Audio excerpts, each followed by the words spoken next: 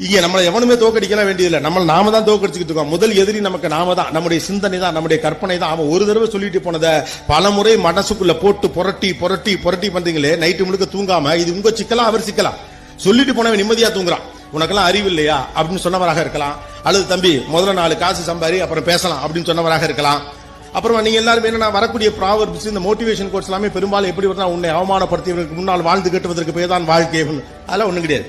விஷயத்த பண்ண முடியும்னு நினைச்சு ஆரம்பிச்சாதானே அதுல ஜெயிக்க முடியும். என்னால பண்ணவே முடியாதுன்னு நீ நினைச்சு ஆரம்பிக்கும் போது எப்படி உன்னால அதுல ஜெயிக்க முடியும்? சோ என்னைக்குமே ஒரு விஷயம் நல்லா ஞாபகம் வச்சுக்கோ. இந்த வாழ்க்கையில நீ நினைச்சா அப்படின்னா எதை வேணாலும் சாதிக்கலாம், எதுல வேணாலும் ஜெயிக்கலாம். ஆனா அதுக்கு தேவைங்கிறது நம்பிக்கை. ஓ மேல உனக்கு நம்பிக்கை இருக்கா? அதுதான் இங்க முக்கியம். இந்த உலகத்துல நடக்காத விஷயத்த நான் இங்க பேசல.